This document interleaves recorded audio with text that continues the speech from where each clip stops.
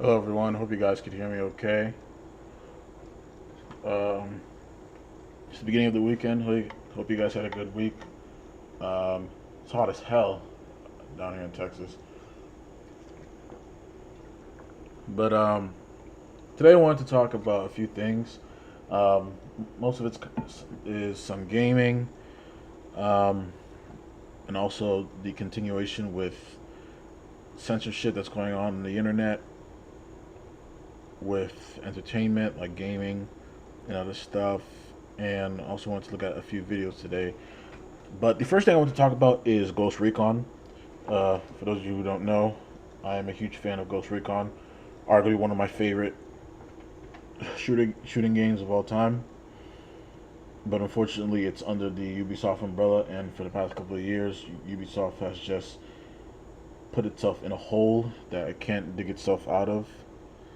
Assassin's Creed X Defiance were two of its biggest failures in the past 2 years. Arguably, Assassin's Creed was the biggest one because that game was supposed to be an easy layup, because you're going to Japan, a location that every single fan wanted to go to for the longest time, ever since you started doing this series. So yeah, we got some news about the new Ghost Recon, and I want to talk about that today. There also has been a lot of chatter about the new Battlefield game. I haven't seen the gameplay or the trailers yet, but I heard great things about it. I heard a lot of people are very, very excited for Battlefield. For Ghost Recon, however, I am kind of worried because so far a lot of leaks has been coming out about this game, and is believed to be confirmed that this game will be first person, and I'm really upset about that, and a lot of people, other fandom is upset about that, because the last good game Ghost Recon had was arguably Wildlands. Wildlands, in my opinion, and I think a lot of people said this too, this is what brought the franchise back. I personally loved playing that game, from the story mode to all the DLCs to Ghost War. Ghost War was very fun on that game. One of my friends, he still plays that to this day. He streams it also. It was just the best game. It was my first introduction into the Ghost Recon, to the world of Ghost Recon, but I don't know, man. I just enjoyed every moment of it. We treated that game like a religion. We would play that game almost every day, non-stop, from morning, noon till night, to the next morning, and it was a lot of fun. But yeah, let's take a look at some of these videos. I want to take a look at this one with there's two videos I want to look at for Ghost Recon that they talk about what's happening with that game, and also this is going to talk about Battlefield. So let's take a look at this video.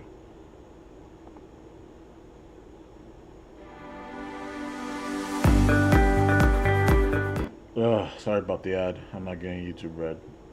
I mean premium, but yeah. Introducing the Filter Sorb Whole House. Hey folks, today is Friday, July 25th, 2025. As usual, my name is Jake Baldino, here to talk about all the video game news that has been going on this week. Let's just jump in. The first thing is Battlefield 6 is officially real. It's fully announced. Yeah, a lot of people are talking about this. A lot of people are very, very excited. What's up, Jason? Appreciate you joining. Jason's one of my oldest friends right here. He's been with me when we started playing Ghost Recon Wildlands. He's been on that journey with us, me and my two other friends.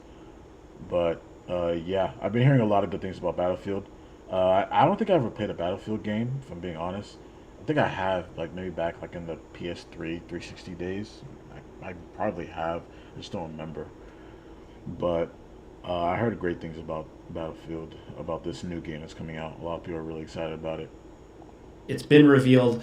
We have essentially a campaign reveal trailer highlighting a lot of Battlefield stuff: soldiers, chaos, warfare, presidents making speeches, and clearly a lot of vehicular chaos and environmental destruction, which I think is what most Battlefield people want at this point. This is, of course, the next Battlefield game from DICE, but EA is throwing everything at this. From the press releases suggest that like it's DICE working on it, but also Criterion and a bunch of other support studios to really make this a big thing. We've talked in the past about how much it's seemingly executive pressure is on this game to really nail it. But I do think there's an opportunity in the market for something like this. I think some people are really burnt out on Call of Duty and would like to go. Yeah, and I agree. Like, I'm not gonna lie. Don't get me wrong. I think the last Call of Duty it sold a lot of copies, but I feel like a lot of people are getting tired of Warzone.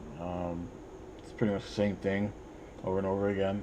I remember when Warzone came out during the pandemic back in 2020. I'm not gonna lie. It was a revolution for the game, even though they were basically trying to be like Fortnite in a way with the battle royale thing. But it was a revolution. A lot of people were playing it non-stop during that year, and I'll say maybe like the 2 years after that. But a lot of people were kind of getting tired of it, burnt out of it, and people were just looking for something else. And I'm really happy Battlefield's making a comeback, and Ghost Recon, even though I'm really worried about Ghost Recon. Go back to just some regular old-fashioned warfare like this, and so far sentiment seems skeptical to positive, but I can't say much because honestly this is like a cinematic trailer. It doesn't really tell me much. Yeah, exactly. Like during the pandemic, bro, like it was fun to play. I'm not gonna lie. Like it was new. It was something new to Call of Duty. But yeah, a lot of people are getting tired of it now. It's like it's pretty much the same thing now. But yeah, I'm interested in this Battlefield game. From what he so, according to what he described, the trailer is only showing like the campaign. Yeah, this game is most likely going to have a co-op mode. I don't see why not. I feel like it would be very disappointing if it didn't for a lot of players. Depending on now what it is going to be a co-op, is it just going to be like straight up like multiplayer, kill the other team? Is it going to be something similar to Warzone? Is it going to be like a more like an extraction shooter type? That we'll have to wait and see. But yeah, so far from the footage from what I've seen looks pretty good. Much about the game other than that. It seems like there was an attack on U.S. soil. It looks like there's like New York City warfare, which is pretty interesting as somebody from that general vicinity. I'm actually going to take a look at that trailer right after this. Very cool to see. It's been done in other war games before, but in this generation, there's a lot of potential there. Also, the fact that you're just fighting like another kind of like paramilitary group is kind of lame to me. I feel like at this point, like whatever, just say it's one country versus another. I know that's like a minefield from a PR perspective, but hey. Now, this trailer shows a lot of different locations, but I'm glad we have somewhat of a confirmation of battles on U.S. soil and specifically New York City. We see like the Brooklyn Bridge getting blown up. No, that is interesting.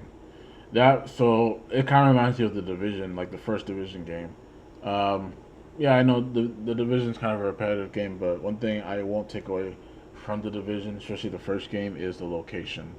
I really love the war-torn wear of New York City in the first game, and yeah, I think that's a really good location for a game like this, especially if you're trying to keep it like domestically. In terms of the battle, I think that's a perfect location.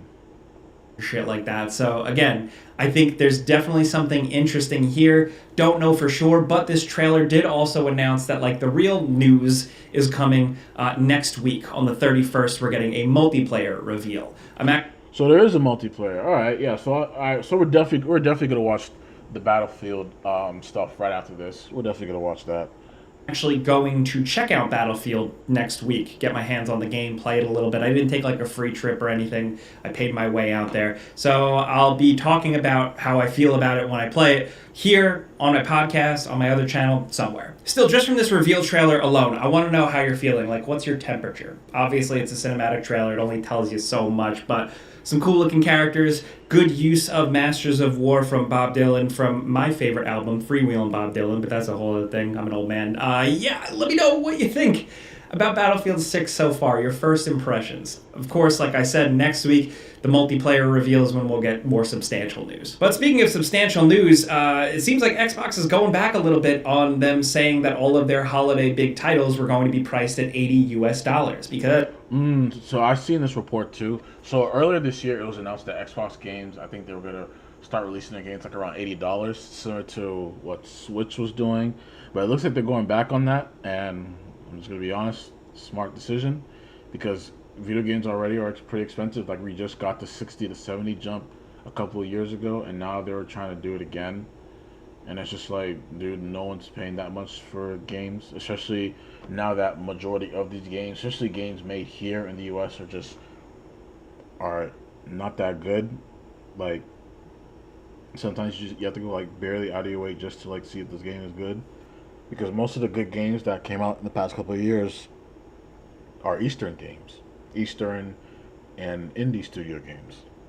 All these AAA studios here are just making flop after flop. As we have the announcement now from Obsidian that The Outer Worlds 2, which was slated for this fall, is no longer $80, but $70. Yippee! It's a victory, yes, because I think maybe they looked at their pre-order numbers or they looked at sentiment and said, oof, all right, we pushed... Yeah, because who the hell's paying $80 for a game like that? And one thing you gotta understand too is that when they jump the prices to $80, you gotta remember, most of these games are not AAA games. Most of these games they don't take you like I don't know, like what, 20, 25 hours to beat. They'll take you like what, maybe 8 to 10 to beat. Like, why am I paying $80 for a game that I can beat like literally in a day? Like, that's a scam. Like, imagine the Spider-Man Miles Morales game, that game which you could literally beat in like a day and a half. Imagine a game like that was full priced. Too far on that one. We got to bump this down. But like, I also don't think they deserve like the most praise for, pushing $80 and then knocking it down $10 and then wanting like an award. Damn, this is good. They were trying to make this $80 from the looks of it.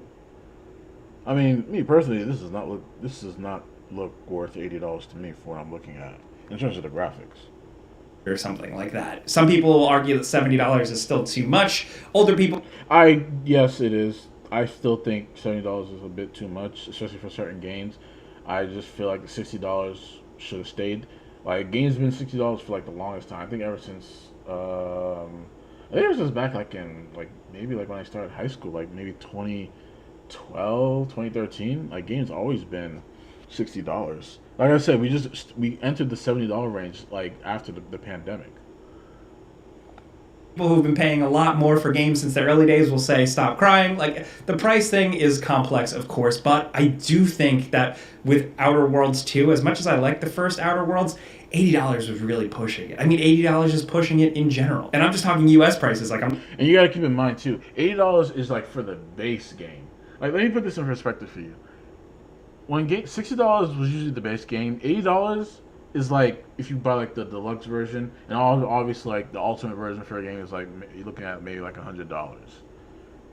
Now with the $10 increase price with games being $70, every game is going to be like $10 more, like $10 to $20 more.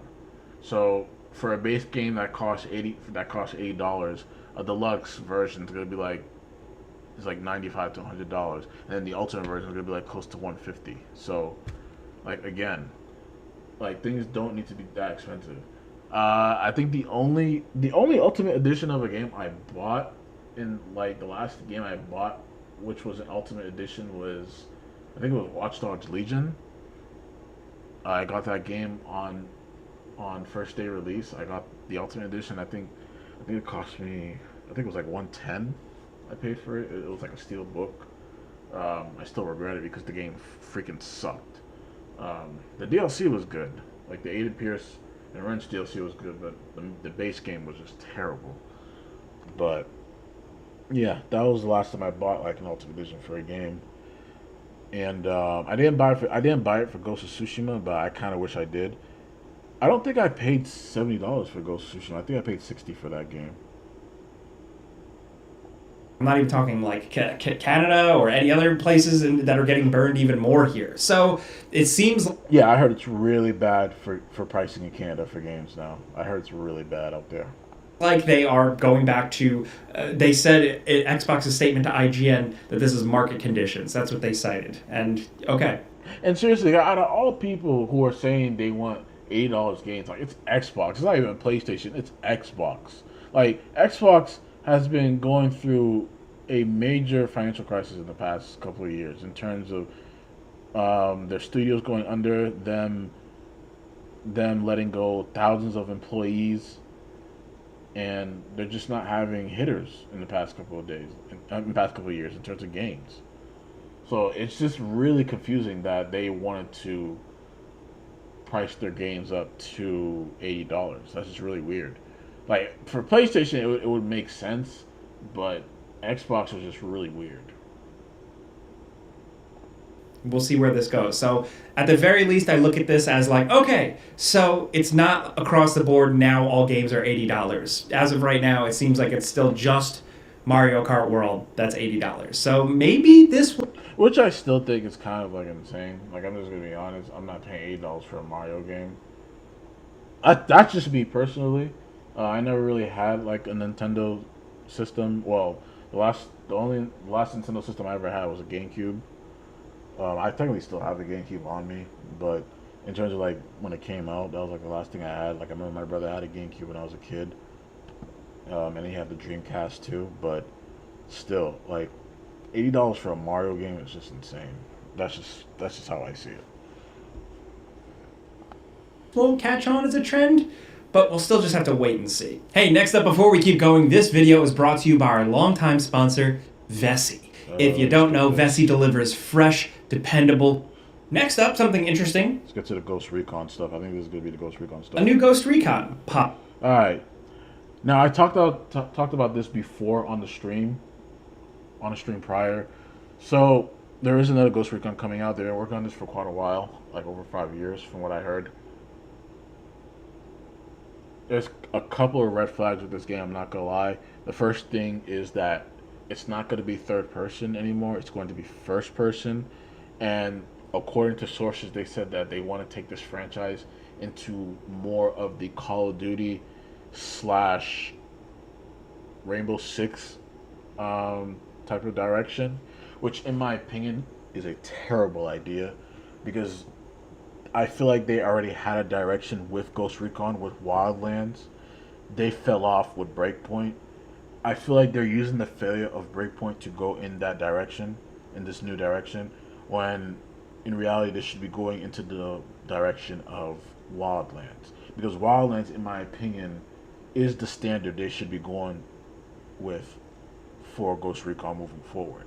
In terms of the story, in terms of the gameplay mechanics, in terms of the system, and in terms of online PvP, Ghost War.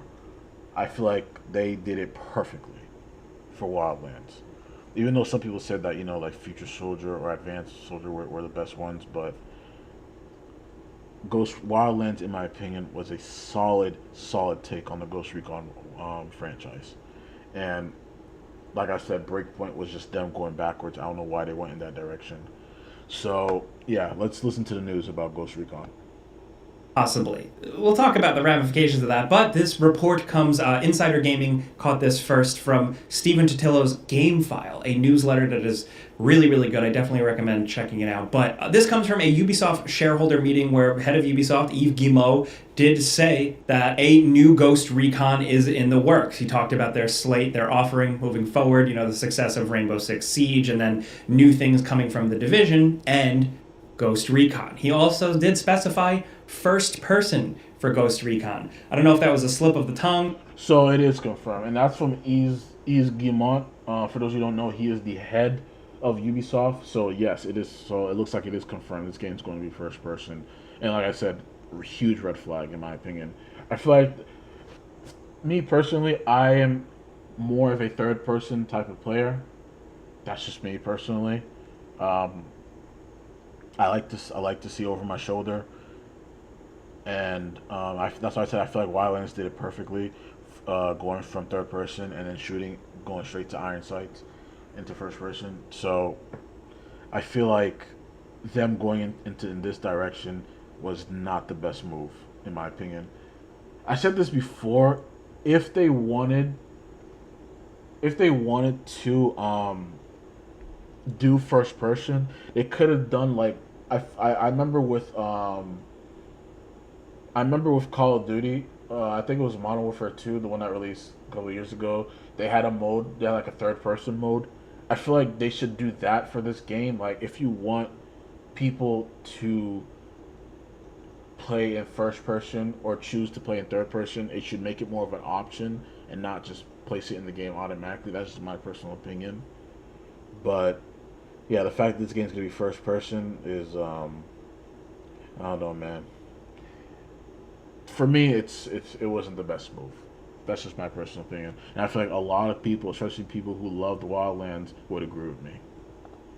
or something, but I think that's potentially cool. And it is worth pointing out that Insider Gaming did report a while back that this new Ghost Recon is a thing, and it is in first person. It takes place during a fictional war, and they compared the footage that they saw. Obviously, like, it didn't come out or anything, but they said what they've seen kind of looks like a Ready or Not type of thing, which to me sounds very much like precision focused, slow, tactical, stacking up, squatting up. Love to hear that, because I've been playing since the original Ghost Recon. The original Ghost Recon was first person, and just like a...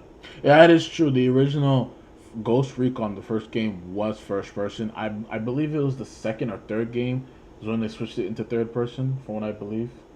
a basic reticle on the screen. So it's cool to see it kind of going back to its roots. I get the newer Ghost Recon games, for all their issues, did find an audience, but for it to go back to basics, I'm curious. And the success of Ready or Not, and like that game's like going viral now too, now that it's on consoles, it does...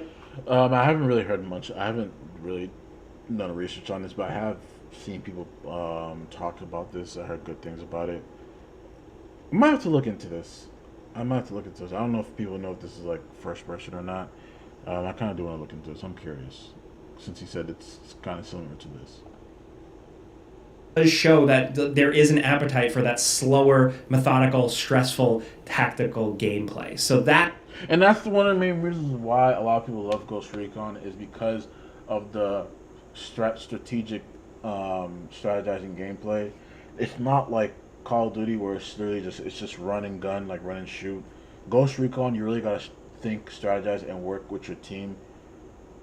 Make sure you pick certain classes for certain maps that's going to work, so you can infiltrate, get your take out your targets, and complete the objectives or complete the matches. That's one of the main reasons why I loved playing this game, because in this game you can't go into every single match with the same mindset.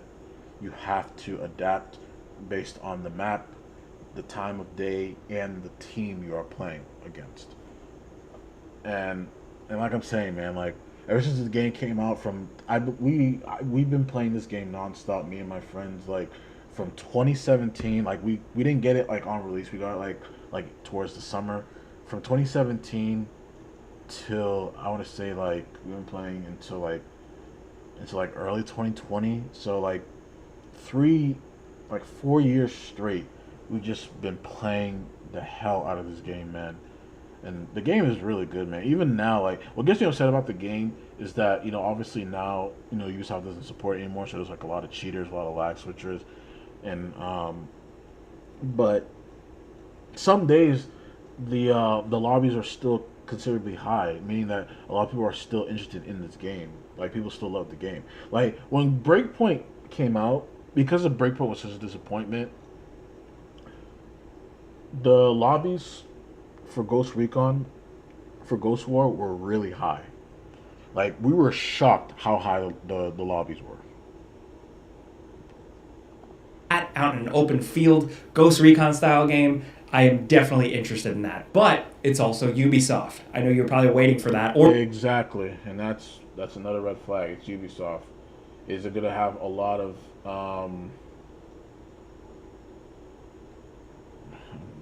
drawing a blank here. Um, well, a lot of in-game purchases, things like that. Because I know it's gonna have a lot of things like that. I know this is gonna be a live service game. I can already see it because most of these companies believe live service is the future of gaming, which is not. But yeah, knowing Ubisoft, I know they're gonna. Like I said, like look what Ubisoft did with X Defiance. Like that's just proof enough on how you know like how Ubisoft is handling their properties now.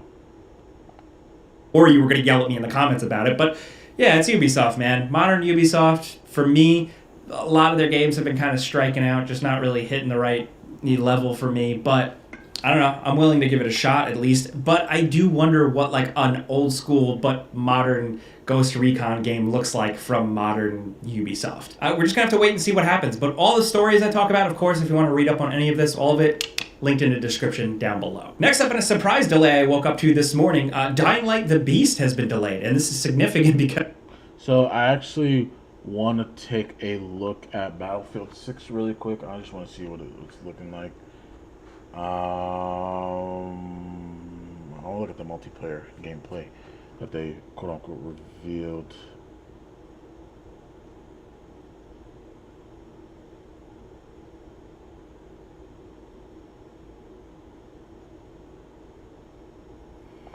Let's take a look at this. Spectrum Mobile helps us stay connected because when I'm on the road, God, I hate these ads.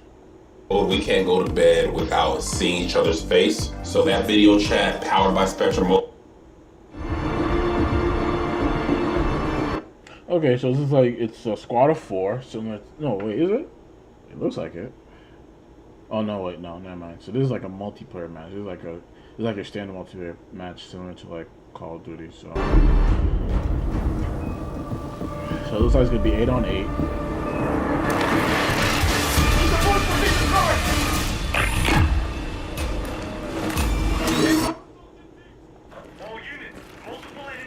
I don't want to get a copyright strike.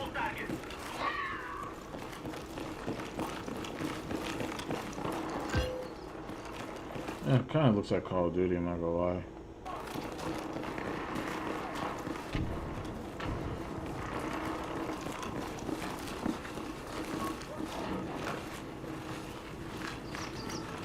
I mean, it looks good. The movement is pretty quick. I'm not gonna lie. Part of me just wishes this was third person.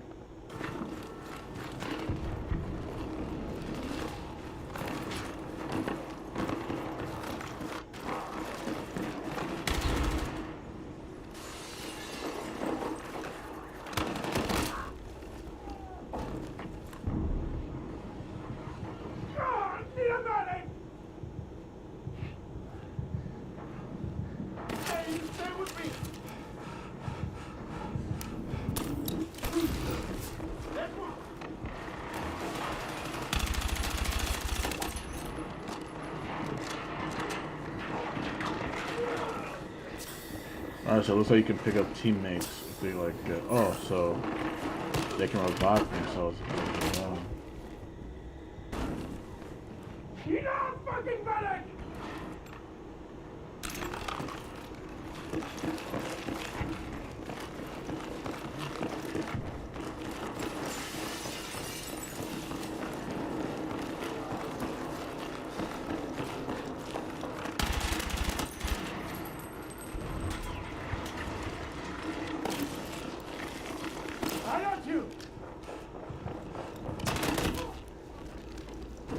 Yeah, it's kind of like Call of Duty when you look at it in a way. So this is like the standard multiplayer mode. I wonder if they're gonna have like any other modes like I don't know, like search and destroy, capture the flag. Yeah, they're probably gonna have modes like that. Well, I wonder if they have like some sort of like maybe like an extraction, like some sort of extraction mode. That would be interesting. Like I said, part of me wishes this was third person.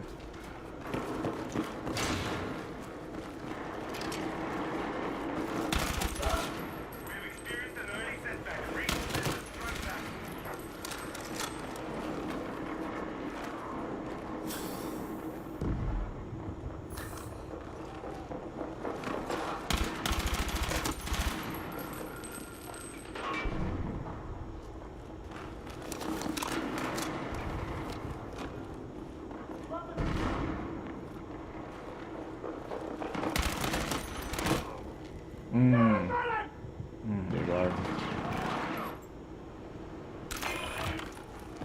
Yeah, so it doesn't look too bad. Doesn't look too bad. It's all right. But like I said, I really wish this was third person. Let's get back to the other video. Hold on. Look for the playlist.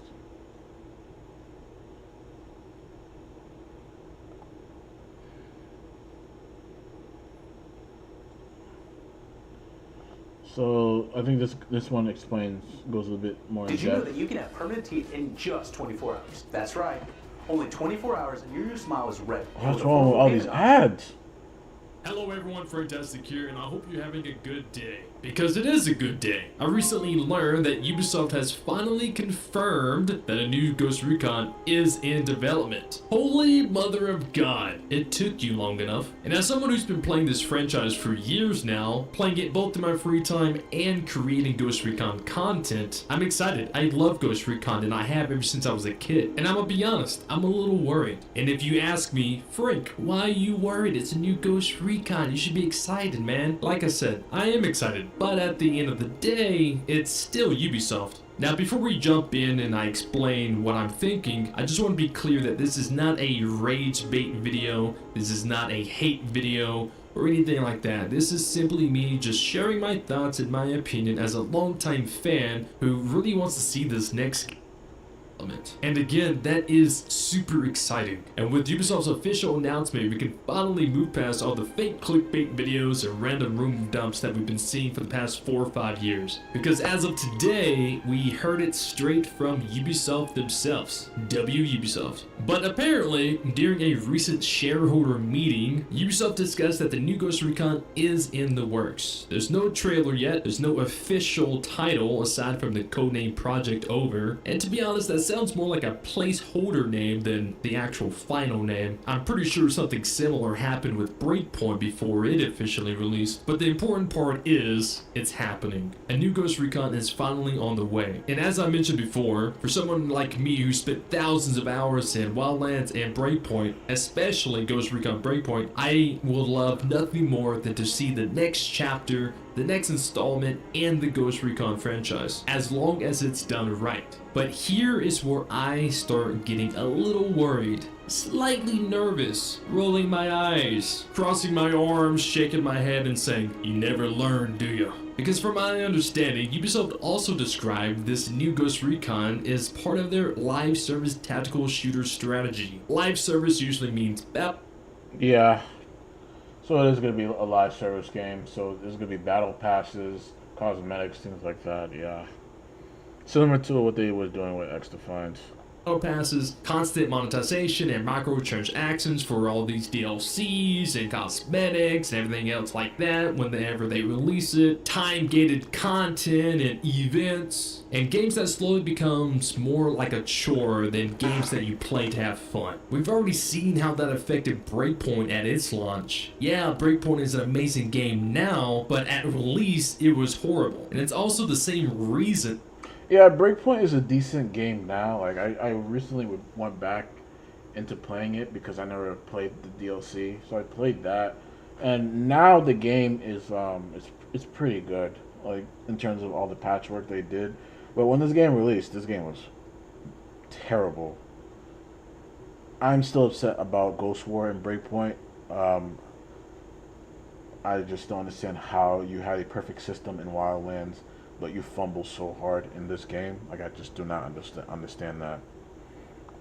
And that pushed so many players away from the game. The game at launch had potential, yeah, but it also had a lot of bugs. It got bogged down from microtransactions and mechanics that felt like they were to sell the game, not to create immersive gameplay or even quality gameplay. Again, these days, Ghost Recon Breakpoint is an amazing game. I love it. I have thousands of hours in the game. But again, looking back at its release, it was horrible. And I feel like Ubisoft is just repeating the same mistake. And realistically speaking, it doesn't really feel like Ubisoft truly cares about what the player wants. And they're just putting out whatever they think is going to make them the most money in the shortest amount of time. Because we all know Ubisoft loves abandoning their projects and abandoning their games when they've only been out for like 6 or 8 months. Just because it's not making them enough money in a short amount of time. But the thing is, like, with Wildlands, I feel like they supported Wildlands for a very long time.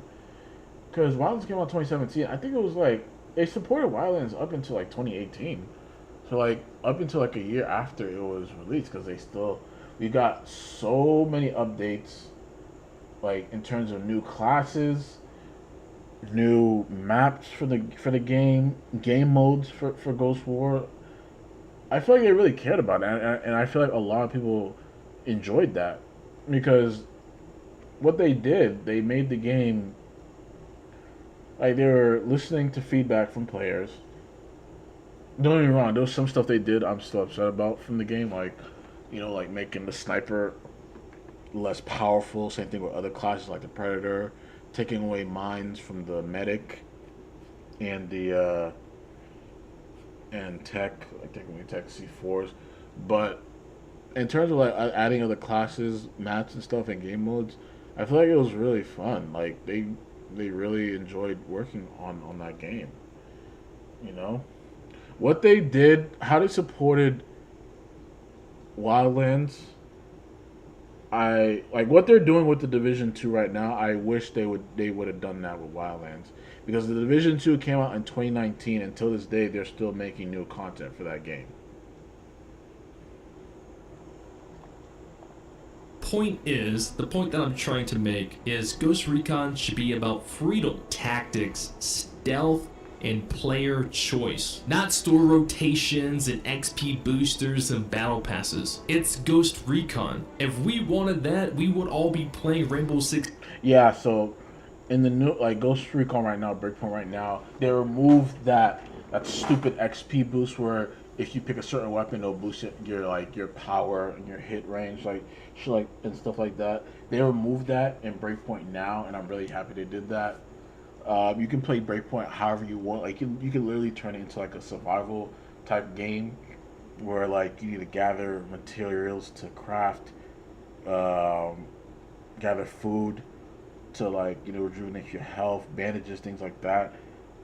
That is really cool, and I'm really happy they did that with the game. But like I said, I don't know what this new game's going to be about. All we know is that it's going to be first person. From what I heard, like you said, it's going to be like a fictional war, and it's going to take place, from what I heard, it's going to take place in Asia, which is interesting, pretty interesting. But like I said, the first person aspect, I'm not sure how I feel about it. It's going to take place in Asia. One thing I liked about Ghost Recon is the environment, the map. I liked how, you know, they did Bolivia, traveling the forest, and some of the towns. For a newer game, I kind of want a little bit of both, in a way, in terms of, like, you're in the jungle, you're in the wilderness, and at the same time you're like in like a war-torn like city with skyscrapers and stuff, where enemies patrolling around. So I kind of want both of those aspects in terms of a Ghost Recon game, but I don't know what they're gonna do with this one, because like I said, Wildlands, they had it. I feel like they perfected it. I just don't know what the hell they're doing now. Breakpoint really messed them up, man. Siege, which is something else I'm a little afraid of. I fear Ubisoft turning Ghost Recon into something that it's not meant to be, something that it shouldn't be, which is exactly what they did with Rainbow Six Siege. And we all know how that turned out. Yeah, people still play it and everything like that, but I would never forget the days of Rainbow Six Vegas and Vegas 2. I remember being super excited when I heard about Rainbow Six Siege releasing, and come to find out it's just a PvP game, which now it's basically just full of hackers. So now if I want to play a tactical squad game that brings back those old Rainbow Six Vegas 2 vibes. I play Ready or Not, and I get a weird feeling that Ubisoft sees Ready or Not's success, and now they're trying to compete with Ready or Not with Ghost Recon. But again, it is Ubisoft. It's going to be filled with microtransactions and all this other live service bullshit that's probably just going to ruin the game. But again, that's just my theory. That's just my opinion. We have no idea. We haven't even seen gameplay yet, okay? So we can't be freaking out just yet. I'm just a little worried, that's all. It's okay to be worried about something you care about, right? Now let's talk about something that I've seen spark a lot of debate between the community. First person versus third person. Yes, and this is the main thing. Like, third person is one of the main reasons why people love Ghost Recon, man. And the fact that they're doing this, huge red flag to the franchise.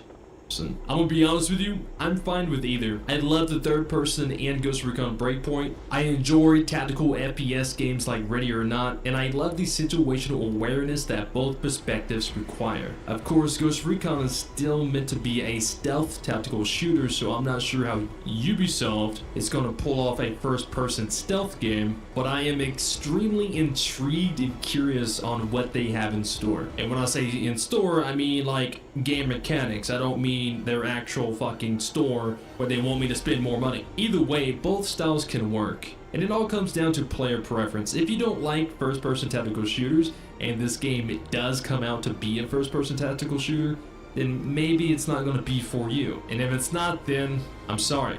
Blame Ubisoft. I think the only thing that really bothers me and kind of worries me about the whole third-person, first-person thing is the fact that Ubisoft is chasing trends. That's what it feels like to me. Ubisoft chasing trends is something that they've been doing for a while now. Ever since the beginning of like the mid 2010s, they've been starting to do that.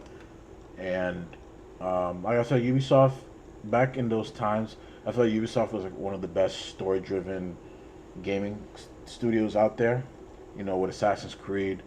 Even though, say what you want about the Division gameplay, the Division story idea was a really cool idea. Splinter Cell, Ghost Recon, of course. The first Watch Dogs, I still think the first Watch Dogs is criminally underrated. One of my favorite video games. Because the stories were just amazing. Like Assassin's Creed, like they knew how to make story-driven games.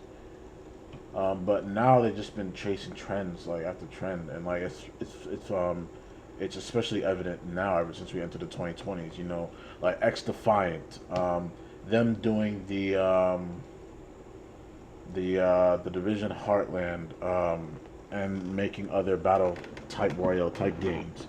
They're trying to chase because during that time, you know, Fortnite, the battle royale thing, you know, it was a big thing, it was a big deal. So they've been trying to chase that trend with the battle royale thing.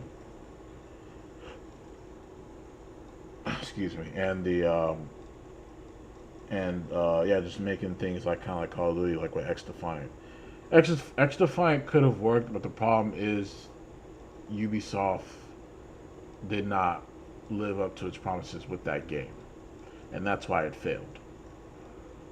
They promised people like live service, not live service, working on the game in terms of like giving players new game modes, new maps. Basically, your money will be well spent for the game. All these promises just to be thrown out the window. When the game launched, I'm not gonna lie, it had a pretty high player count. I'm not gonna lie, a lot of people were playing the game when it released. You know, it was a free-to-play game, so obviously, but it had a really good player count.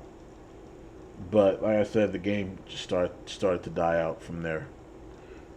And yeah, I feel sorry for a lot of players. A lot of players spent a lot of money on that game and didn't refund those players. They only refunded players after they submitted that statement. For players who bought in once that statement was released. So I feel sorry for people.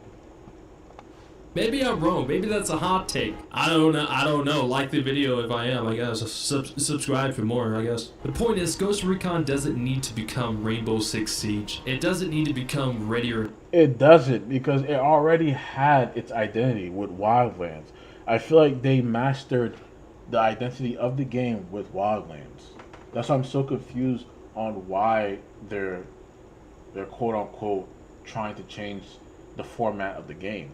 Like you already had that format with Wildlands. I feel like Wildlands, you cemented yourself with this format. Like yo, like this is your franchise. This is going to be Ghost Recon moving forward.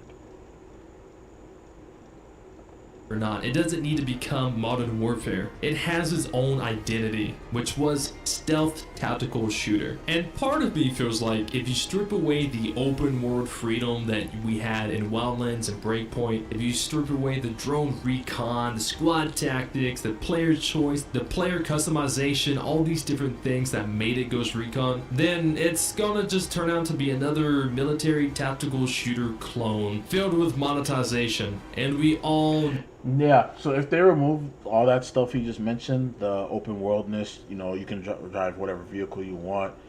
The yeah, exactly, bro. Flu Game's the other guy who's been follow Flu Game. He Flu Flame. He streams Ghost Week on Wildlands weekly, Monday through Thursday.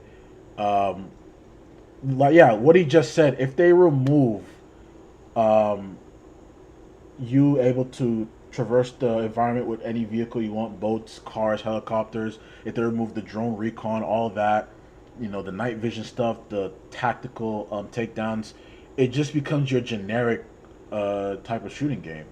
And nobody wants that. Nobody wants that. Like I said, they cemented this game in terms of the format with Wildlands. Wildlands is what, like every Ghost Recon fan, like the people who've been playing the game since the beginning, said that Wildlands was the return of this franchise. Like it saved the franchise of Ghost Recon, and that's why what gets me so confused is like, how do we get from Wildlands to Breakpoint? Like keep in mind, Breakpoint came out in 2019, so it was developed 2 years after Wildlands, because Wildlands came out in 2017. So obviously that game was like, you know, kind of rushed. You kind of tell too with like certain aspects of the game, especially like the movement of the character, which I still think is kind of weird. But again,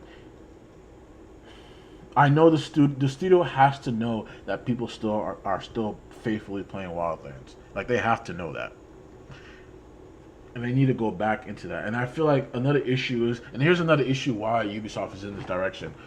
The people at these gaming studios, this doesn't go for Ubisoft, this goes for every single studio.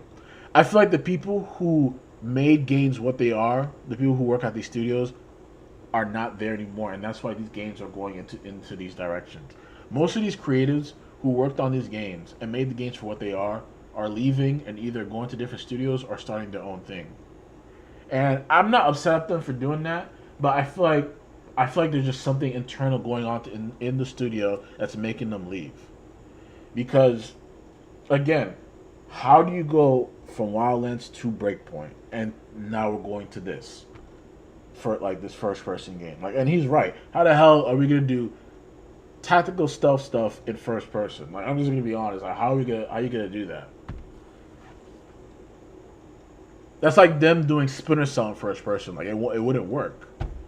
It wouldn't work. And that's why I love Ghost Recon, because of the third person aspect. That's why a lot of people come to this game, because of the third person aspect. But now it's just like, I don't know, man. Like, I'm really scared for this game. No, Ubisoft loves their monetization. And if that's the case, if this new Ghost Recon is completely different from what we're used to with Wildlands and Breakpoint, even Future Soldier, and it basically comes another cookie cutter first person tactical shooter clone, then yeah, it's going to lose a lot of what made Ghost Recon special and unique to other tactical shooters. It's going to kill the franchise. It's going to kill the franchise. It is. Because this whole time, when we found out, because of the failure of Breakpoint, when we heard that, all right, they're making another Ghost Recon, and they said it's going back to its roots, all of us thought, all right, it's going back to the Wildland roots. Nope. Like I said, the franchise started off with first person, but I think it was the second or third game where they switched to third person, and from there, I feel like that's where the franchise had its image, its format. Now it's just now I feel like they're losing its identity. They don't know what the game represents anymore. And again, there's no gameplay, there's no trailer, there's no nothing about this game when it comes to visuals. This is all... What we know so far about the game is that they said that this game will release holiday 2026. So we're probably... There's no Ubisoft Forward this year. We all know why. Ubisoft this year was arguably their worst year ever. So they're probably going to have a Ubisoft... yeah, exactly. They're probably going to have... They have to have a Ubisoft Forward next year. They have to. This is what has to be shown at Ubisoft Forward next year. I said this before. They have to. They have to fucking show a trailer for Splinter Cell. Like this last year, Ubisoft Forward last year. I think it was Ubisoft Canada or Montreal. Their Twitter page. They changed their Twitter avatar icon to the Splinter Cell goggles. Right the week before Ubisoft Forward. Everyone thought, like, oh, shoot, we're about to get a trailer for Splinter Cell. Nope. Every game they showed at the Ubisoft Forward in 2024 was really games that are already out. They were just showing, like, extra content. The only new game they showed was Assassin's Creed Shadows. And mind you, that game, they already released a trailer for that a few days prior. So, the next Ubisoft Forward, they have to bring in their core franchises. Like, they have to cement themselves back in the gaming community, because right now a lot of people have negative views for Ubisoft right now, and it has to do with the last few releases they had: Assassin's Creed Shadows, Star Wars, X Defiant, the cancellation of The Division Heartland, and I think that's it. And I heard the Avatar game had like mixed reviews. I heard a lot of people didn't really like that game. But it was mainly Assassin's Creed Shadows and Star Wars. Those two games is what really put a bad taste in people's mouth when it comes to Ubisoft. So I don't know, man. I'm really worried about this franchise. I'm really worried about this franchise. Flu Flame, I don't know if you're still there. Would you agree that them making another Ghost Recon similar to Wildlands will be a better direction? I just want to hear your opinion when you get a chance. Speculation and theory and rumor this, rumor that, and whatever. But I do get the feeling that this game isn't going to be open world like some of us think. I have no idea. I don't work for Ubisoft. I'm just guessing. And I'm letting you know right now that what I'm saying, it might not even be true. I'm just sharing my opinion. And it has to be open world. That's the thing. If they take away the open world aspect, this game is dead. Like, that's what people need to understand. If they take that away, this game is going to die. my theory. And I kind of think that this next Ghost Recon isn't going to be open world. It's going to be something similar to like Ready or Not, with missions that you have to go through. Or maybe it's going to be turned into something very similar to Rainbow Six Siege. I don't know. Point is, I'm excited for a new Ghost Recon, but I'm also fucking worried. I'm extremely happy that Ubisoft finally announced the new Ghost Recon, but I want this game to be great. And I hope Ubisoft actually listens to the fans, to the players, and hopefully one day they realize that every game they make doesn't have to be live service. It's okay for your game to not be live service. It's also okay for every tactical shooter to not be a first-person game. I'm not saying this game has to be a third-person game. I'm just throwing that out there for the debate. Whether it's first person or third person, I kinda don't really care. I'm okay with both. Just because it's a tactical shooter doesn't mean it has to be first person. Just throwing it out there. And one more thing, I completely forgot to mention this earlier, but Ubisoft, whatever you fucking do, make this game crossplay. You fucked it up with Ghost Recon Breakpoint. You fucked it up with Ghost Recon Wildlands with not having crossplay.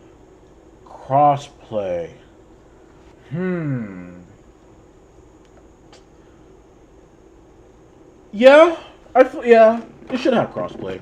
I feel like, just like with Marvel Rivals, it should give players the option to do crossplay. I feel like that would make the game way more competitive, and the game would survive for much longer. The game would be,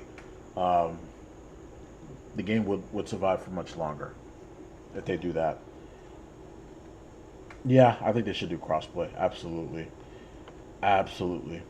Um, but you always gotta remember, guys. Keep in mind when it comes to crossplay, PC players will always have the advantage. That's one thing people have to keep in mind. I hope they do it similar to like something like Marvel Rivals, where you can do like console only and things like that. Though you don't have to play against PC players. I think you can do the same thing on Warzone, if I'm not mistaken. I think you can.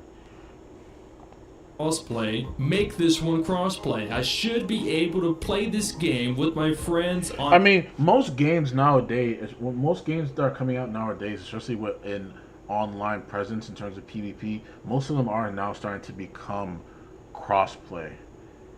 Probably, yeah.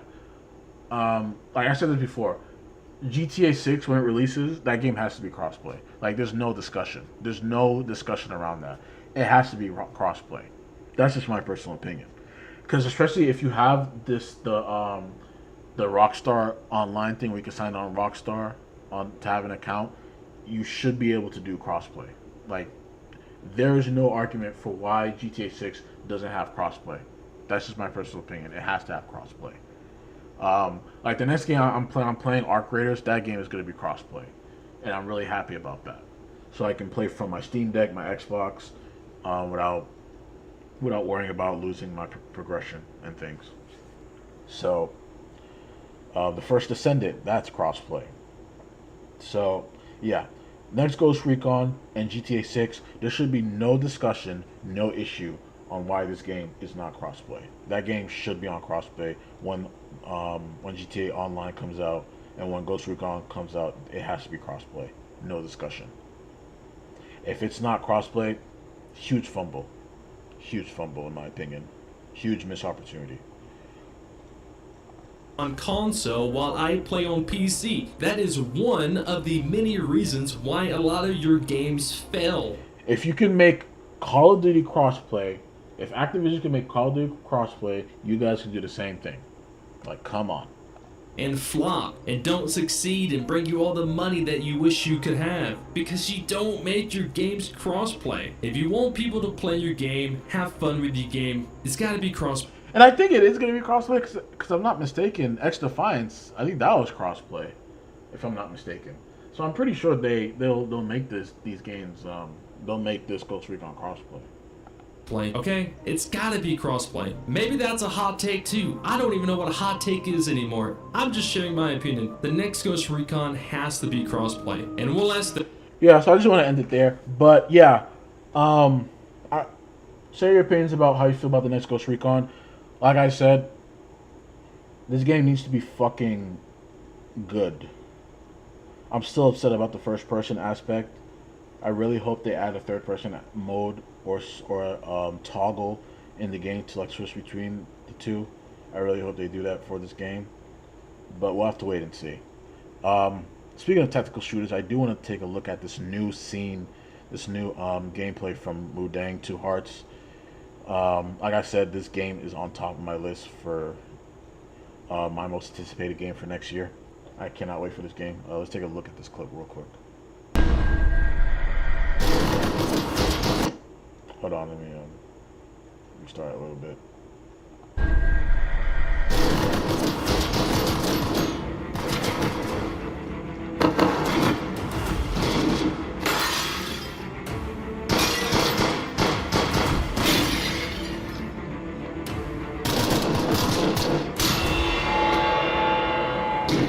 Oh, so this is like when you die, the guy with that animation.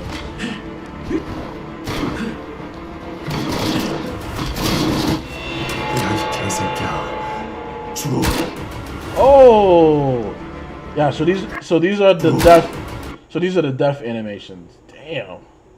And look how he attacked him. Like he was covering, and the guy came up on him and attacked him. Look at that.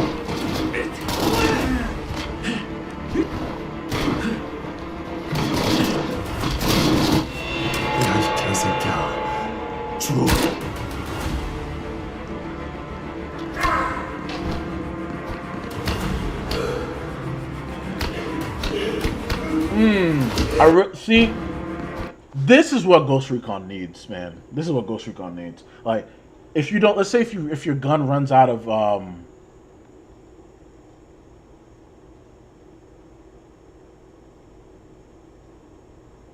Yeah, I agree, but at the same time, like I said, man, like Wildlands was the staple of the game. Like I understand, like you just hope for the best, but I'm just upset that they didn't take the format of what they did with Wildlands and just make a new game with it. Um, like literally every person, every YouTuber that talks about Ghost Recon said the same thing. Like Wildlands was the greatest format for the Ghost Recon franchise. I don't know why they didn't go on it. Like Warzone was the best thing for Call of Duty, and every Call of Duty game after that they just went off the Warzone format. I don't know why they didn't do that with Wildlands, but like I was saying, this is something that Ghost Recon needs, man. If let's say if you don't have any weapons, like instead of them doing like the automatic animation melee where you take down the enemy, let your character box it out. Like I I wish I really hope they have this, man. Like this is something that Ghost Recon needs. Like look at this, man. Like look at this, man. Yeah, this is what Ghost Recon needs.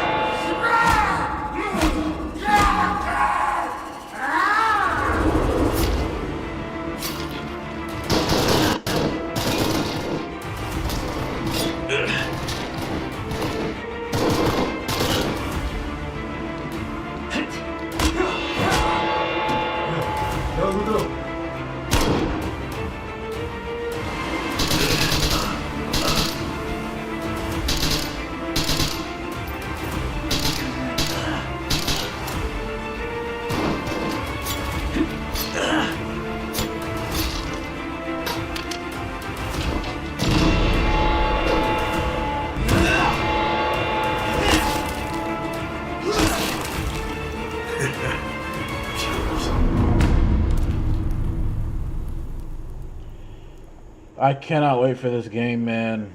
I cannot wait for this game. I need this game now, man.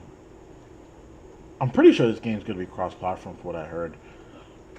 But yeah, man, this is gonna be such a good game, man. Can't wait to play it. Next thing I want to look at, let's take a look at this video from Monte Sensei. Actually, hold on. I actually want to take a look at the whole payment processor thing. Let's take a look at this video really quick. Getting all your daily nutrients is hard work. God, these but ads are nutrition annoying. gaps in your diet are inevitable. But there's an easier way to fill them. We've been talking so much about credit card companies and payment process. So just to give you back, just to give you guys a heads up on the situation. Earlier this month, there's a group out there called Collective Shout. They're trying to censor a lot of gaming material out there. They mainly hit Steam and itch.io. A lot of games were moved off of Steam because apparently this feminist group feel like this game is objectifying females in this game, saying it's inappropriate, saying, oh, they quote-unquote don't consent to this stuff, which, mind you, these are fictional characters we're talking about. But apparently they reached out to Visa MasterCard to force Steam and itch.io to bend the knee to remove these games off their platforms and to restructure their guidelines for their platforms. But it looks like itch.io brought back some content to fight back against the payment processor censorship. Like I said, my issue is not with the group, the Collective Shout group. My issue is not with them, because at the end of the day, there's always going to be people on the internet complaining about anything. My issue is the fact that people are giving them this much power. That's my issue. Like, we're talking about entertainment here, guys. Creative freedom.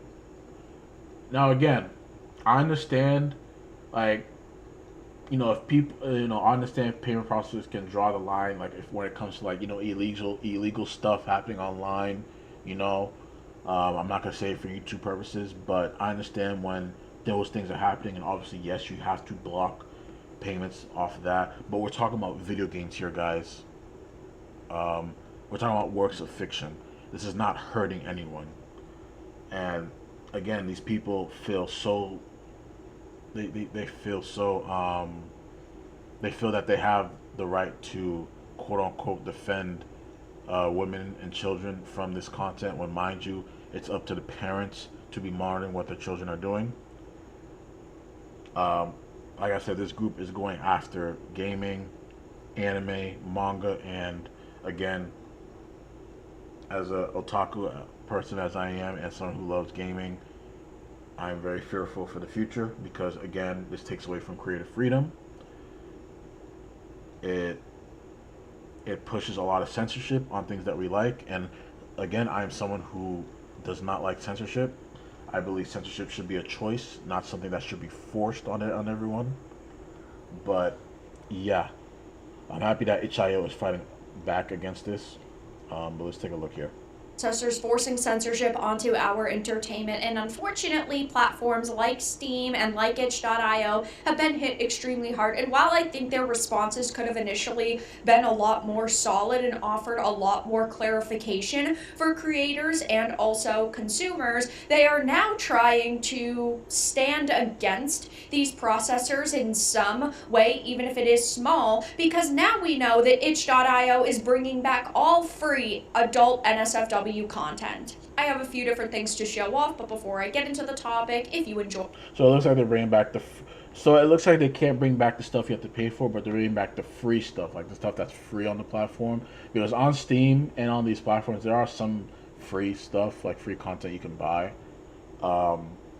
Most of it's like independent stuff. But yeah, I'm happy they're doing this to fight back against the censorship. Because I also want to bring up another video of something that MasterCard revealed today. Enjoy the content I create, check out the links in the description, join the community in my live streams. Incited by this, but as we have seen happening on the internet over the past couple of days, there is a worldwide concerted effort to censor entertainment and individuals and just the internet in general. But now Itch is trying to take a stand in at least a small way, because we know that free NSFW adult content is actually returning to Itch. So it says in a note to developers, itch.io's founder has confirmed that free adult content will be... And to keep in mind, I want you guys to understand too, they're not trying to get rid of, like, this is not just plain out like full off, you know, like pornography, things like that. We're talking about like games like horror games that have like extreme violence, females in like very revealing outfits, you know, it's games like that, and they quote unquote find it offensive, and it's just like, dude, like, this is fiction. These are not real people.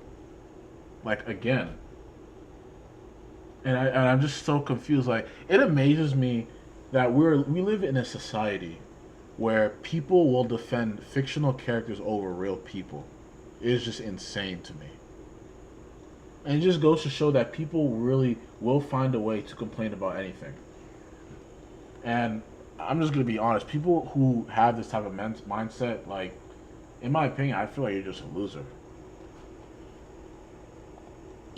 Re-indexed on the platform alongside a new content warning system. It follows the wholesale de-indexing of adult content on the indie game marketplace due to pressure applied by an anti-pornography lobby group on major credit card processors. I don't necessarily agree with this anymore. I do think that Collective Shout put some pressure onto these payment processors, and I do think that that was a factor in a bigger picture, right? I think that these payment processors were going to go on this campaign against entertainment anyway, just seeing everything that's been happening across the internet over the past couple of weeks. Yeah, that's what I said earlier. Like, I'm not really upset at Collective Shout, because there's always going to be a group like this.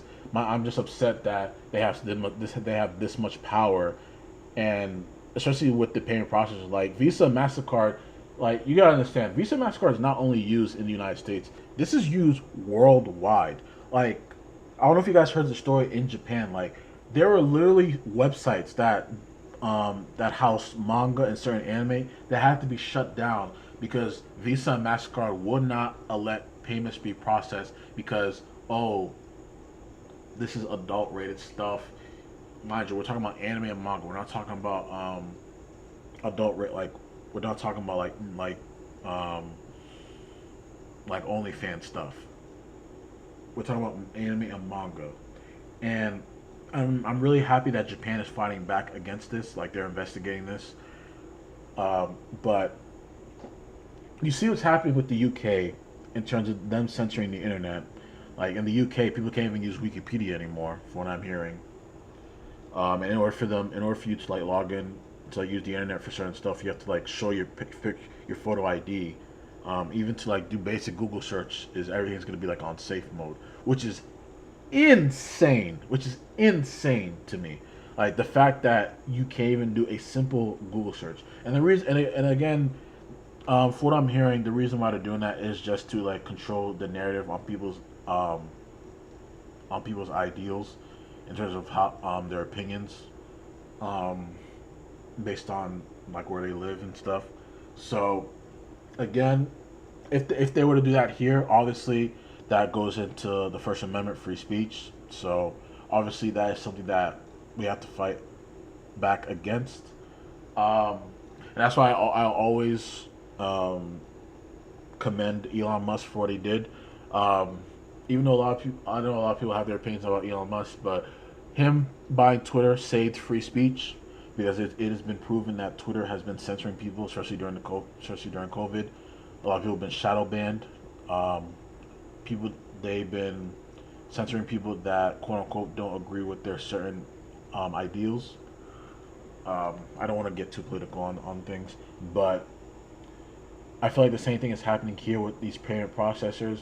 Because right now they're going after adult rated games, even though they use the term for the children, but in reality it's just to censor adults and censor entertainment.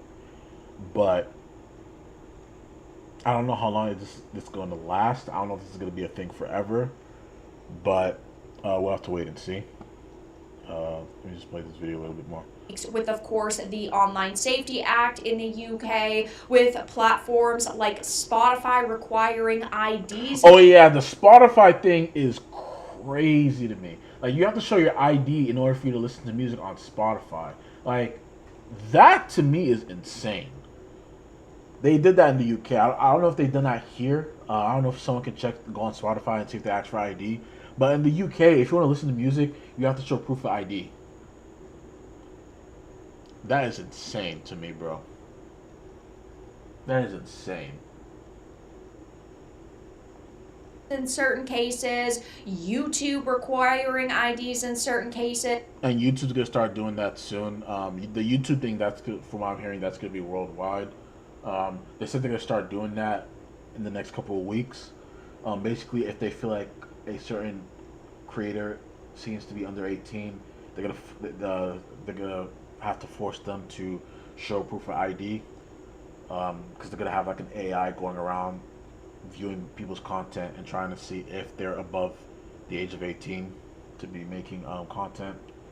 So again, the AI is gonna get a lot of things wrong, in my opinion, because let's be real here. A lot of people look young, but they're over 18. Like Chibi Reviews, he looks like a kid, but I believe he's in his 30s, but he looks pretty young for his age. Shout out to Chibi Reviews. He makes great content. He's also talking about the payment processor stuff. But again, I know the AI thing is going to be a huge, it's going to be a huge failure, in my opinion. There's going to be a lot of complaints about that when they start doing that. Even Microsoft has said that they are going to start implementing different systems across. I didn't even know Microsoft was getting into it too. All of their products, from what we understand. We're not just talking about sex simulator games being targeted right now. There's a lot that's been happening. So I don't think that it was just because of the pressure applied by Collective Shout. One of the reasons, though. Yeah, since itch.io is much smaller than Steam and is a user-generated content platform where material can be published with minimal barriers, itch.io was forced to take a sledgehammer approach to content removal after it came under the scrutiny of its payment processors. And again, you gotta remember, guys, the payment processor stuff. These are the same companies, Visa, Mastercard. These are the same companies that still allow people to do payments for OnlyFans stuff. Keep that in mind, guys. I want to take a look at the statement that Mastercard came out with in terms of this whole situation. Huge gaslighting here. Let me play the video. This is from Chibi Reviews. Step into Wix Studio. God, these Handle ads. every part of your build from one platform. Map out your Clarifying recent headlines on gaming content. MasterCard has not evaluated any game or required restrictions of any activity on game creator sites and platforms. Contrary to media reports and allegations, our payment networks follow standards based on the rule of law. Put simply, we allow all lawful purchases on our network. At the same time, we require merchants to have appropriate controls to ensure MasterCard cards cannot be used for unlawful purchases, including illegal adult content. They legit... So, again, this is a huge gaslight right here because, again, they force Steam and itch.io to remove hundreds of games off of their platforms. And you gotta keep in mind here, they're talking about illegal adult content. Steam and itch.io, they have guidelines on what is acceptable on their platforms. And majority of those games are legal. And mind you, most of the game is not like purely like adult mature content. Like it'll show like maybe one love scene here or there and stuff like that. But in terms of the themes, of course it's gonna be adult, like in terms of the tone, the maturity, and also like horror games because they went after horror games also. But again, this statement is just complete BS. And are trying to gaslight the internet into believing they are not responsible. Because let's put this in perspective, okay? 2 weeks ago, Steam legit, like I'm going to pull up the screenshots. Madam Savvy actually has some screenshots here I'm going to use. But Steam legit created... Follow Madam Savvy on Twitter. She is one of the key people investigating this stuff. She has a lot of information on this stuff, on what's going on. She was one of the first people to talk about the... I believe she was one of the first people to talk about the stuff happening in Japan, I believe. And she's really nose deep into the situation. An entirely new policy, Policy 15, to literally bend the knee and kiss the boots of payment processors like Visa and MasterCard. And when you have Steam, and not just Steam, itch.io, and when you have multiple media reports for years now, you can see this spans back for years ago, goes back to 2024, you have stuff that's from 2022, you can see that they're just lying for their teeth. They're actually truly believing that they can gaslight the internet into believing that they are not responsible, or at the very least partially responsible, for why so much stuff has been censored, at least in the last 2 weeks. That's not even getting into the stuff that's been going on with Japan, and even stuff prior to that, most likely. What I'm trying to say is that what this clearly shows, this statement from MasterCard is showing the entire world right now, is that they are bleeding. They are feeling pressure. And let's explain why. First off... And the reason why they feel the pressure is, he's going to explain it too, but over the past couple of days, a lot of people have been calling, trying to fight this, and I am not upset about it. A lot of people, a lot of gamers have been calling them non-stop, complaining, and I'm really happy that they're doing this, because like I said, this is taking away, what they're doing right now, they're affecting people's entertainment, and it takes away from creative freedom. We need to talk about just how massive this story has gotten. Obviously, we have seen it. I've been talking about it day by day. But the whole censorship and then to just a real ID, forced age verification, government stepping in and invading your privacy and all these different type of things. This story has blown to astronomical levels of just media coverage. A lot of people now are starting to talk about it. And stuff like this cannot just be swept under the rug. It can't. Because people are talking about this and people are rightfully pissed about the situation, because obviously you have gamers and you have anime fans, manga readers sitting in their own little corner of the internet, and they're reading their content, they're watching their content, or they are playing their games. They stick to themselves. They don't want to get involved with anything going on in the real world. Most of the time that people that get involved in these hobbies doing anime, manga, and games, they want to just not think about real life. They want to immerse themselves into these fictional worlds, and that's it. They don't want to think about anything else. Now, I'm not saying that this is a wide paintbrush that, is everyone is going to have the exact same thoughts. But the point is that gamers, anime fans, and manga readers typically like to stick to themselves. But when you attack their hobbies, you come after them, they will retaliate. And in this...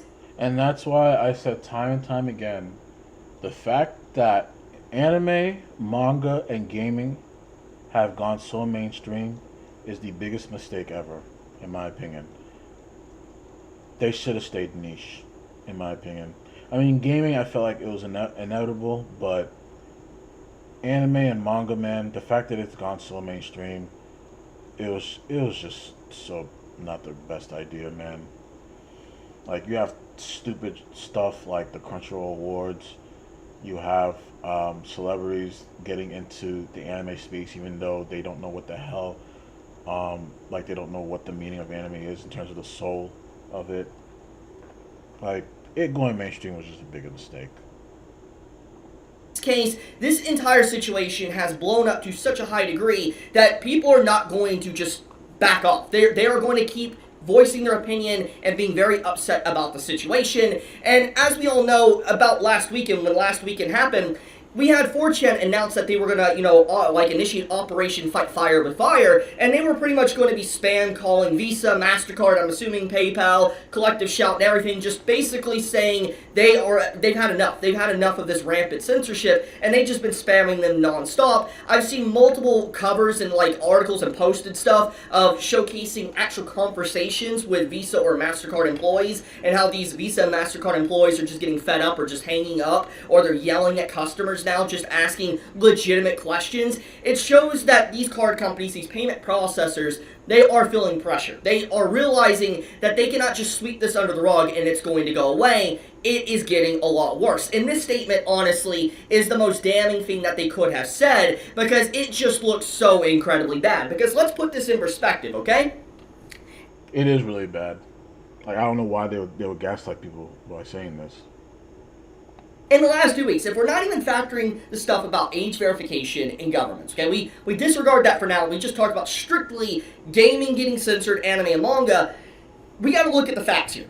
Collective Shout, yes, we know they're an awful group. They're a feminist activist group from Australia that's done a lot of damage. But we obviously know that they've been a mouthpiece for other entities probably behind them. They are more or less just a fall guy. They're a fall girl, technically, in this case, for the real serious people that are causing issues behind the scenes.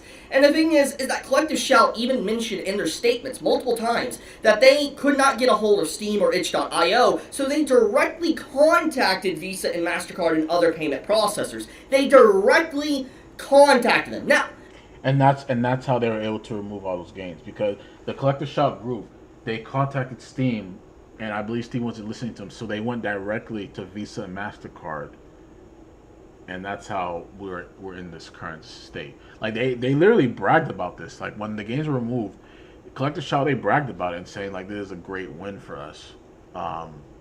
So again, really upset that they're giving them this much power, in my opinion. Something we have to fight. Like I said before, when it comes to censorship, parents need to be monitoring what their children are doing. If you have a child that's under the age of 18 and they have a device that has access to the internet, you as a parent or guardian needs to be monitoring what they're doing, in my opinion. You keep saying you don't want to push this stuff in front of children, but it's the parent's job to be making sure they're not looking at things they're not supposed to be looking at. It's that simple. It's that simple, guys. Just like how kids can't go into a GameStop store and buy a rated M game without showing ID. Just like how a kid can't go to a movie theater and buy a movie ticket for a rated R movie. They have to show proof of ID that they're at least older than, they're at least 18 and up. It's that simple. It's that simple, guys.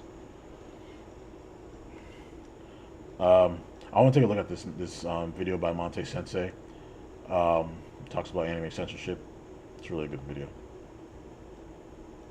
Go into the fold God, and turn website layouts into an art form with Wix Studio. Being a big fan of Rama 1/2, when the remake was announced, I was a bit worried at first. Due to current times and people's obsessiveness with wanting to politicize everything, I knew Rama was an easy target, and lo and behold, I was right. With immediate attempts to claim Rama being part of a certain demographic group because of the supernatural element in this. And that's the one thing I hate about anime going so mainstream. Like, so many minority groups in our country, like, they try to, like, push this narrative about how anime is so on the nose to certain issues with them. It's just like, dude, just have fun, man. Like, don't stop trying to make it so political, man. That's literally that's always what anime has been. Anime manga, that's always what it's been. The story, I dedicated one of my videos to debunking that claim easily, regardless of people reaching to find an angle to do so. But beyond that, I began to lose interest in the remake when learning some of the elements would be missing that made the original so enjoyable, like the quirky music that added so much more comedy to the already hilarious scenes. Give it here. I saw this in the remake. You what? They remade this scene from the remake. You think you can stop me that easy? But going further, I was really disappointed with the censorship they chose to go with, editing a lot of the nudity out, which was another layer onto the comedy, and yes, fan service. And I remember making a video addressing this and how it was a bad idea to not include it, because they're not doing that for the Japanese audience, but they're doing it to cater to the sensibilities of the modern Western audience, particularly the types who get offended by anime titties and a panty shot here and there. But they had what we call fan service, like panty shots. Right, maybe flash them. So fan service has always been a thing in anime for the longest time. If you watched Dragon Ball back in the day, fans Dragon Ball had a lot of fan service back in the day, man. It's a gag that the Japanese has been doing for a long time, and like I said before, like, the Japanese does not need to follow Western ideals when making content. Like, they're making, at the end of the day, the Japanese, they make products for their audience. And when I mean their audience, I mean the people of Japan. That it's not intended for us. They're just outsourcing it out here for us, for these streaming services, so that we'll be able to watch it. It's that simple. The fact that all these people are, especially these people in Hollywood, saying, "Oh no, you can't do that. It's not fit for current modern audiences," and it's just like, no, like, and that's where a lot of these fake anime fans come from. Like, most of them are tourists. Again, a lot of these newer anime fans are people who got into anime during the pandemic. I'm just gonna be real, and I just feel like these people are this type of audience. These are the ones who are just making anime go in this terrible direction. And what gets me so confused too is, like, some of this, like, these fan service stuff like anime does. A lot of cartoons used to do that back in the day. Like, I remember, like, in the early seasons of Family Guy, they'll do stuff like this. You know, same thing with The Simpsons. A lot of cartoon series would do this back in the day. The boobs. Exactly. Either by those who discovered anime yesterday, or by those who've been convinced that fan service will lead to World War II somehow. And that the more anime tries to appeal to these types, the more anime stops being anime and becomes generic like everything else nowadays. Because we wanted to show the fans that we were being true to the Japanese release. That was important for you from day one, wasn't it? Yes, it was. We were shifting. I forgot the name of this guy. This guy's a legend. I think he's one of the main people that helped to bring anime to the U.S. This guy's a legend. I forgot his name. From cheap programming to a tradition of excellence, if you will, a tradition of art that demands respect. And part of that respect is to treat it, right, overseas the way they would treat it back home, which is... Absolutely. He's 100% correct. 100% correct. Don't edit things to make them, don't dumb them down. Don't edit out scenes that the producers thought belonged there. We're Japan authorities and experts. We've lived there, we've worked. He is 100% correct. Don't get me wrong, like even during the 2000s, there were a few anime that did censor out some stuff out of their series because they were on certain networks. Like for example, I don't know if you guys remember the on KCWB they had a Mega Man series called Mega Man NT Wars. There were a few episodes that were some episodes they didn't even show here in the U.S. because they feel like it was quote unquote too controversial. They were censored. Some scenes and some stuff were censored in that series of Mega Man because I remember rewatching some stuff in the Japanese, and I'm rewatching it and I'm realizing like like this stuff was never in the original Kids WB run. And I think it's the same for other animes that they featured on there too. Like I think it was the same for like some Yu-Gi-Oh stuff. And I remember that they removed one Pokemon episode. Why I kind of understand why they removed it. It wasn't it had to do with like any culture stuff. It had to do with like something that was there was like some epilepsy thing episode. I remember. For those of you who remember back in the day, I think you guys know what I'm talking about.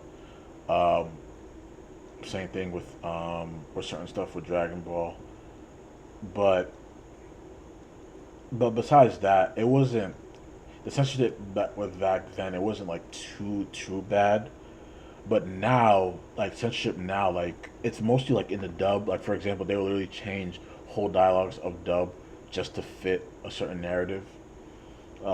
Which again, I just don't understand why the hell they're doing that.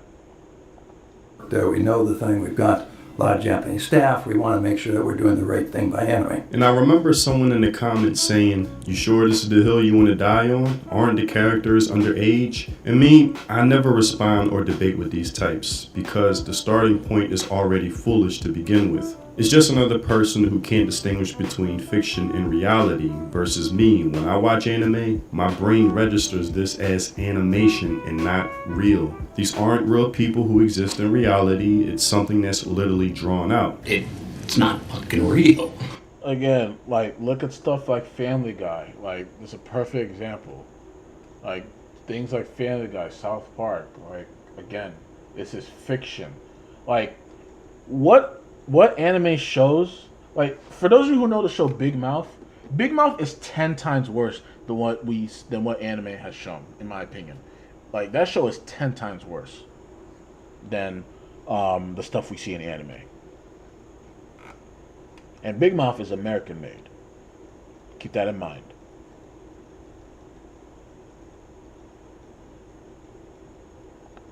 Right. Something that was understood for decades up until 5 seconds ago. But if you take that line of thinking to its logical conclusion, then say goodbye to all of entertainment as we know it. Oh wait, that's already happening. For an example, an extreme religious person can make the claim that Rama promotes some type of demonic witchcraft because when Splash were cold. What does Family got to do with Ghost? I mean, we're not talking about Ghost Recon right now. We talked about it earlier. We're talking about anime censorship. The water, he turns into a girl. Then your response will be the same as me. But it's not real. What do you mean? Something that takes me 5 seconds to critically think through, but for these types, they never learn until it hits them. Hello?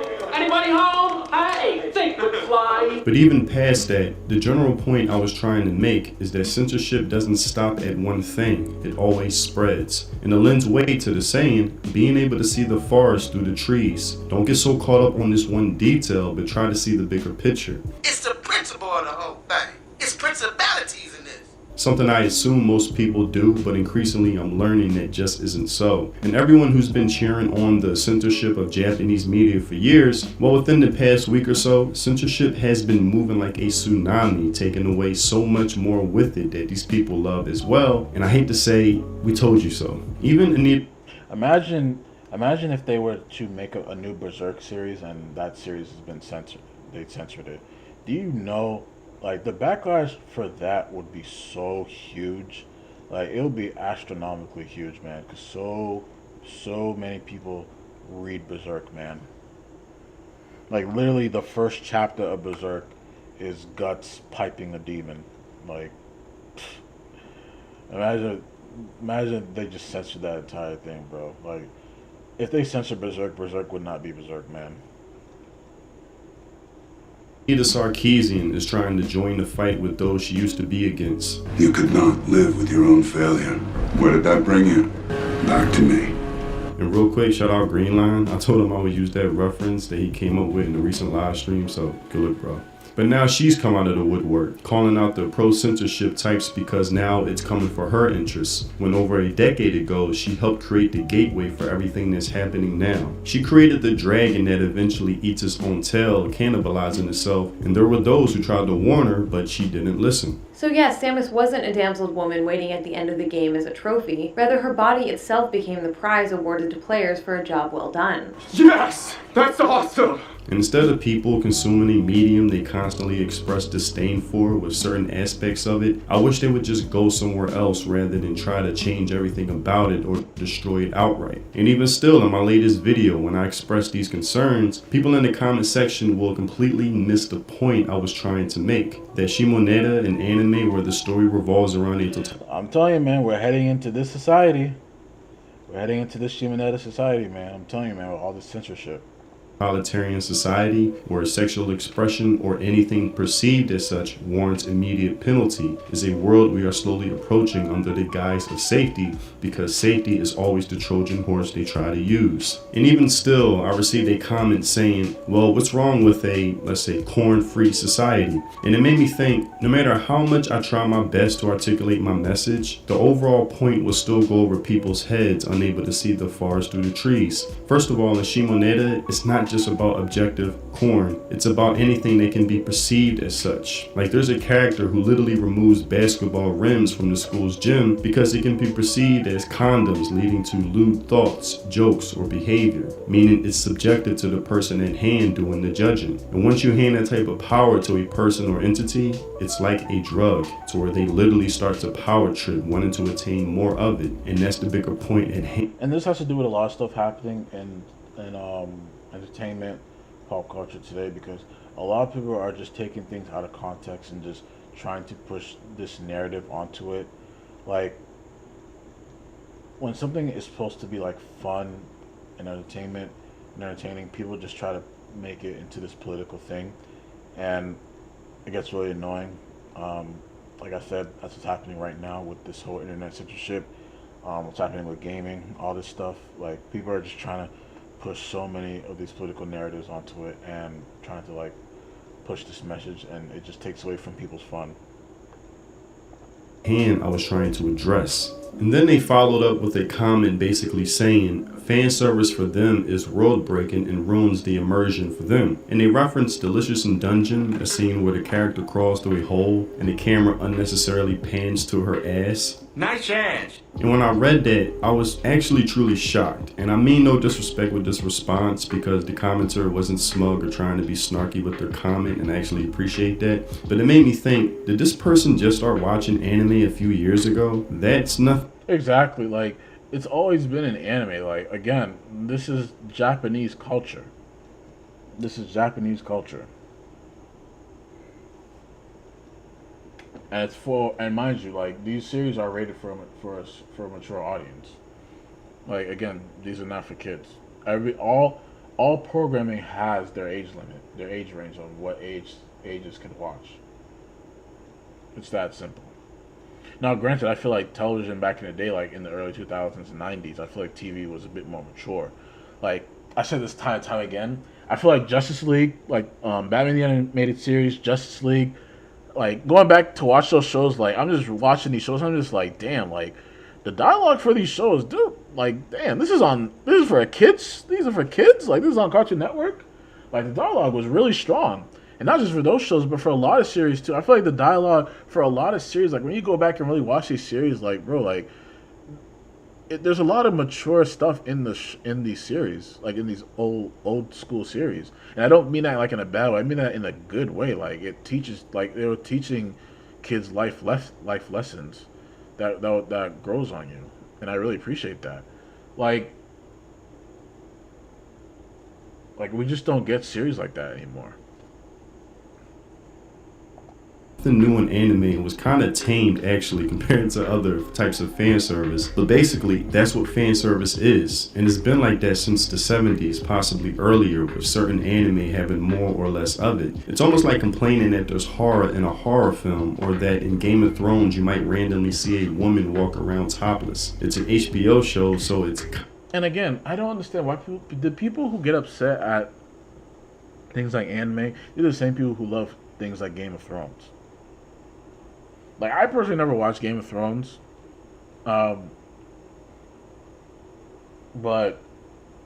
I heard there's like a lot of like crazy stuff in that show. Kind of expected, and anime is very similar when it comes to fan service. And maybe you're into stories with dungeon exploration, but this just caught you off guard, so maybe something like Indiana Jones might be more of your alley. Like how a person maybe enjoys fantasy worlds, but Game of Thrones is a bit too hardcore or graphic for them, so instead they choose to watch something like The Lord of Delicious in Dungeon. This was a really great series, man. I can't wait for the next season for this. This is a really good series. The Rings trilogy because it's a bit more tamed. So rather than complaining trying to change what this is, they choose to watch something else of what that is. And I really wish more people would take that approach. Yes, anime is extremely popular at the moment, but for many viewers, it may not be for you, and that's okay. But stop trying to force it to be for you because you want to tune in like everyone else and not have FOMO. And here's another. Dan to Dan has one glaring flaw I can no longer ignore. In its attempt to show human suffering in its entirety, the series resorts to graphic sequences that include minors. While horrifying violations do happen at all times, I doubt showing them on screen so clearly is necessary. Episode 1 itself contains a scene in which aliens try to SA Momo. It was an extremely disturbing scene which might have been skippable. There are plenty of ways to hint at an ongoing event without animating every step of it. This is someone who speaks as if they've been coddled their whole life. At this point, Barney might offend these types who can't bear to watch a scene that's sort of designed to make you feel uncomfortable. She will probably have a panic attack if she actually watched other anime that goes much further, which makes me believe she just discovered anime yesterday. She probably subscribes to the notion that anime are kid cartoons, with the similar type of thinking like the collective shout group of lonely miserable Karens who seek to sanitize entertainment and make everything safe. And treat you like... Exactly. And like I said before, these series are not aimed at children. Like, again, these series have their age range. Like a child wanting to be the parents of society, mentally lock you away in a padded room because God forbid you come across something that's daring, bold, and edgy, which I applauded Dan to Dan for as soon as I watched the first episode. The scene with the aliens and Momo that they're referring to, I didn't take so damn serious, but if anything, it made me laugh. Not in a light-hearted way, but in a dark humor. Oh my God, I can't believe they went there. We require the use of your banana organs. What? Like the way the aliens were revealing themselves was the type of comedy that's hilariously absurd. And I'm glad there's still creators that are willing to go against that politically correct, you can't go that far narrative, testing the boundaries, stretching the limits. And again, and I say this again, like look at a series like Big Mouth. Results. Dan to Dan is one of the most popular anime out right now, despite the journos and Karens online who constantly complain about it but still choose to watch. This is anime. Get used to it. It's not foreign to the medium. This isn't Hallmark, a network full of shows that's meant to cater to your easily offended sensibilities. And as I always say, if you don't like it, get the fuck out! It's that simple. But that's all But yeah, man.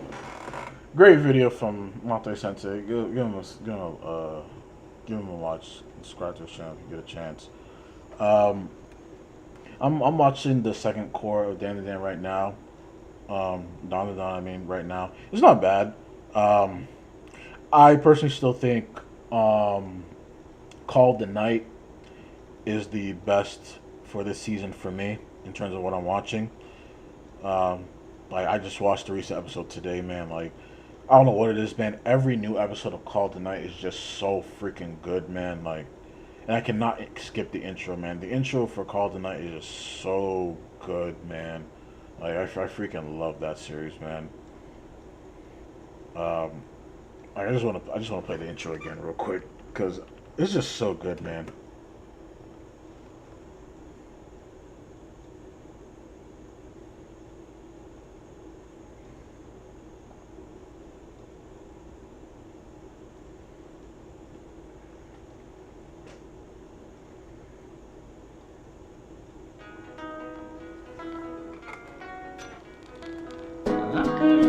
ためな英語と欲と未来が聞かうあんまりぼやけた視界に棒がなぜも濡れた輪郭なんてものまだ定めないで時が引き It's a really good series, man. Highly recommend to get into it. 呆れた顔ってくんない追いつけたと思えばミラージュあの日のままで触れたい特に脱ぎ捨て This character is really interesting too, man. Like I can't wait to learn more about her in this series, man. Really dope series, man. あっという間に横間近いへ夜も短くちょっと待ってや俺に家庭があって生活があってやなほっとかんでや俺が嘘つく前に時にまたがったら開いてだりだだ今日も花歌街で開いた鍵やなほっとかってやな確か20年前もこんな始まり方選ばなきゃしないひねとかひなくら闇 She also became like my second favorite character too, Kavra. She also became like my second favorite character. At first I thought she was just like this random character, but like nah, she's a really good character. I really love how they expanded more on her story in this season. 暗闇がどっちかもっと書いてもっと立って欲張って笑うお前の計画通り解けていく明日をどうでもいいやこの通り求まんねや呆れた顔ってくんない追いつけたと思えばミラージュあの日のままで触れたい特に脱ぎ捨ててた品格あっという間に横間近いへ夜は短く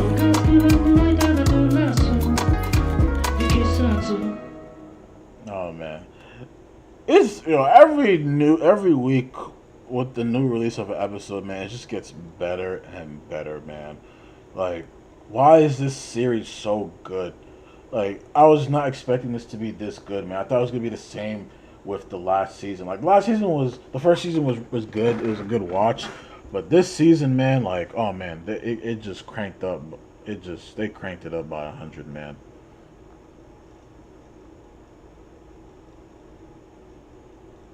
Why is it so good, man? Why is it so good? But yeah, I think I'm gonna end the stream there. Thank you guys for joining the stream with me today. I really appreciate it. I'm gonna be doing another stream tomorrow. I think I want to do like something fun. I think I kind of want to like. I think I want to take a look back at. I wanted to do this like just reacting to like some of my favorite fight scenes in anime. I think I want to do that tomorrow. Because there's a lot of fights that I enjoy in anime that I want to take a look at. But is there anything coming out that I wanted to look at really quick? I think the only thing I'm interested, like I said, the only thing I'm anticipating right now in terms of what I want to watch is the Chainsaw Man movie. That comes out in September, and also I can't wait for the last core of Bleach. Can't wait for that to come out. Oh yeah, I do want to take a look at the trailer for Black Torch really quick.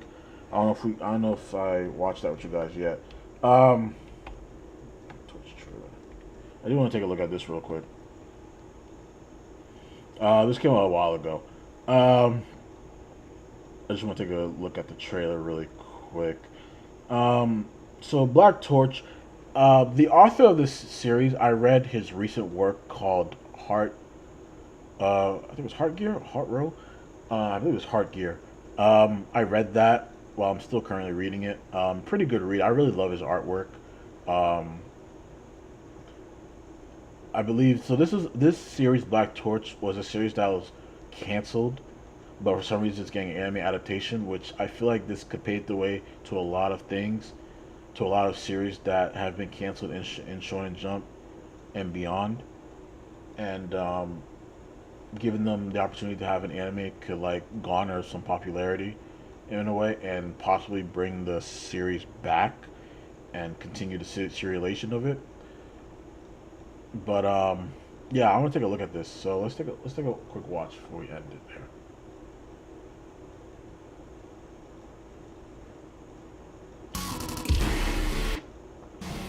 I don't know anything about this series, but I am interested.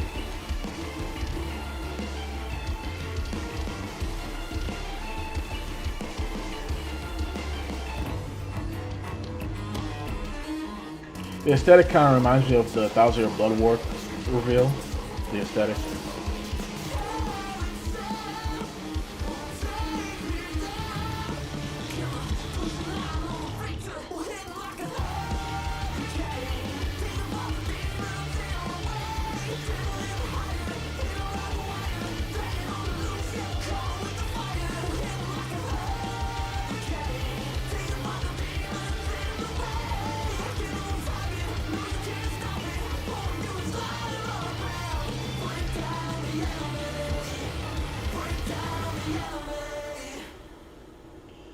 Yeah, so Black Torch, I have no idea what this series is about, but I am interested.